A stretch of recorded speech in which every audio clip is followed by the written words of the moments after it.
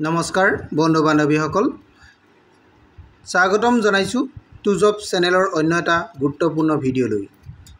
টুজব চেনেলৰ জৰিয়তে আমি অসম তথা ভাৰতৰ চৰকাৰী বেচৰকাৰী চাকৰি বিজ্ঞাপন আলোচনা কৰোঁ। আজিও ঠিক তেনেধৰণে অসম চৰকাৰৰ এটা বিশেষ বিজ্ঞাপন লৈ আপোনালোকৰ ওচৰলৈ আহিছোঁ। বিজ্ঞাপনটোৰ সবিশেষ বিতংকৈ জানিবলৈ ভিডিঅ'টো শেষলৈকে চাব। বন্ধু বান্ধৱীসকল, আপুনি যদি আমাৰ চেনেলৰ প্ৰথমবাৰলৈ আহিছে তেন্তে চেনেলটো ছাবস্ক্ৰাইব কৰি দিব। আপুনি যদি ফেচবুকত চাই আছে তেন্তে পেজটো ফ'ল' কৰি দিবলৈ নাপাহৰিব। বন্ধু বান্ধৱীসকল, আহক ভিডিঅ'টো। নমস্কাৰ বন্ধু বান্ধৱীসকল, আজি মই অসম চৰকাৰৰ অধীনৰ পঞ্চায়ত আৰু গ্ৰামোন্নয়ন বিভাগৰ এটা বিজ্ঞাপন লৈ আপোনালোকৰ ওচৰলৈ আহিছোঁ। এই বিজ্ঞাপনটো 29 নৱেম্বৰ 2024 তাৰিখে প্ৰকাশ হৈছিল। ইয়াতে কিছুমান পদ আছে, পদসমূহ মই আপোনালোকক জনাই দিব বিচাৰিছোঁ।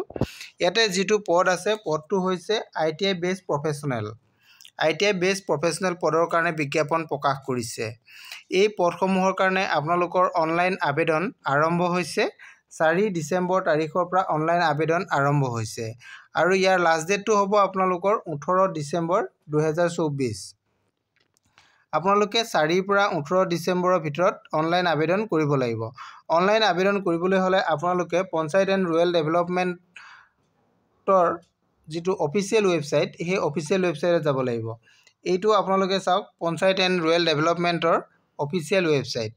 এই অফিচিয়েল ৱেবছাইটত গৈ আপোনালোকে এপ্লিকেশ্যন কৰিব পাৰিব আৰু বিজ্ঞাপনটো লাগিলে আপোনালোকে বিজ্ঞাপনটো তাৰ পৰা ডাউনলোড কৰি ল'ব পাৰিব। এতিয়া আমি আহোঁ এই পদসমূহৰ কাৰণে আপোনালোকে কোৱালিফিকেশ্যন কিমান প্ৰয়োজন হ'ব আপোনালোকৰ আৰু এক্সপিৰিয়েঞ্চ কিমান লাগিব, দৰমহা কিমান হ'ব, এইসমূহৰ বিষয়ে মই আপোনালোকক প্ৰথমে জনাই দিব বিচাৰিছোঁ। প্ৰথমতে আপুনি চাওক, আমাৰ পদটো হৈছে ITI বেছ প্ৰফেশ্যনেল পদ। ইয়াৰ কাৰণে আপোনালোকৰ কোৱালিফিকেশ্যন বিচৰা হৈছে BSc IT, BSc IT বা CS হ'ব লাগিব, বা BCA যদি আছে তেতিয়াহ'লেও কৰিব পাৰিব, বা BTech আপোনালোকৰ যদি ITত আছে বা CSCত আছে তেতিয়াহ'লেও আপোনালোকে এপ্লাই কৰিব পাৰিব। যদি BE হয় আপোনালোকৰ CSC বা ITত যদি আপোনালোকে BE হয় তেতিয়াও কৰিব পাৰিব, বা MCA যদি আপোনালোকে পাছ কৰি আছে তেতিয়াও কৰিব পাৰিব, বা MSc IT বা CSC যদি আপোনালোকে পাছ কৰি আছে তেতিয়াহ'লেও আপোনালোকে এপ্লাই কৰিব পাৰিব। কিন্তু আপোনালোকৰ ইয়াতে গ্ৰেজুৱেশ্যনত আপোনালোকে কি হ'ব লাগিব, 60% মাৰ্ক আপোনালোকৰ থাকিব লাগিব, তেতিয়া আপোনালোকে এই পদৰ কাৰণে এপ্লাই কৰিব পাৰিব। যদি আপোনালোকৰ ডিষ্টেঞ্চ এডুকেশ্যন আছে, ডিগ্ৰী DEC বা UGC বা AICTEৰ ভেলিড হ'ব লাগিব। যদি ভেলিড হয় তেতিয়াহ'লে আপোনালোকে এপ্লাই কৰিব পাৰিব। আৰু 2 নম্বৰতে আপোনালোকৰ ৱৰ্ক এক্সপিৰিয়েঞ্চ বিচৰা হৈছে। ৱৰ্ক এক্সপিৰিয়েঞ্চটো আপোনালোকৰ হৈছে 3 ইয়াৰ্ছৰ আপোনালোকৰ ৱৰ্ক এক্সপিৰিয়েঞ্চ লাগিব। এক্সপিৰিয়েঞ্চ উইথ ইণ্ডাষ্ট্ৰীত আপোনালোকৰ কাম কৰা অভিজ্ঞতা হ'ব লাগিব। যিটো ছেক্টৰত আপোনালোকৰ পদটো ওলাইছে IT ছেক্টৰত আপোনালোকে 3 বছৰ কাম কৰা, ইণ্ডাষ্ট্ৰীত হওক বা গভৰ্ণমেণ্ট ছেক্টৰ বা ছেমি গভৰ্ণমেণ্ট ছেক্টৰত কাম কৰা আপোনালোকৰ অভিজ্ঞতা থাকিব লাগিব, তেতিয়া আপোনালোকে এই পদৰ কাৰণে এপ্লাই কৰিব পাৰিব। এইখিনি আপোনালোকৰ শিক্ষাগত অৰ্হতাৰ কথা ক'লোঁ। এতিয়া আমি আহোঁ ইয়াত দৰমহা আপোনালোকৰ কিমান হ'ব। দৰমহাটো আপোনালোকৰ 30,000 হ'ব, প্লাছ আপোনালোকৰ আদাৰ এলাউঞ্চেছ ইয়াতে থাকিব বুলি কৈছে, বা PFও আপোনালোকৰ লগত থাকিব। এইখিনি বস্তু থাকিব আৰু ইয়াৰ কাৰণে বয়সটো আপোনালোকৰ আপ টু 38 ইয়াৰ্ছলৈকে কৰিব পাৰিব। 38 ইয়াৰ্ছটো আপোনালোকৰ 1/1/2025ৰ ভিতৰত হ'ব লাগিব। 1/1/2025লৈকে আপোনালোকৰ 38 ইয়াৰ্ছৰ যদি হয় তেতিয়াহ'লে আপোনালোকে এই পদটোৰ কাৰণে এপ্লাই কৰিব পাৰিব।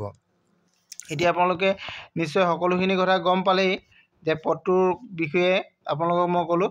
আৰু ইয়াৰ কাৰণে আপোনালোকৰ স্কিলটো বিচৰা হৈছে লেংগুৱেজ, আপোনালোকে ইংলিছ লেংগুৱেজ, ইংলিছ, হিন্দী আৰু আছামিজ, এই ভাষা 3টা আপোনালোকে ভাল ধৰণে জানিব লাগিব। এইখিনি কথা ইয়াতে লিখা হৈছে।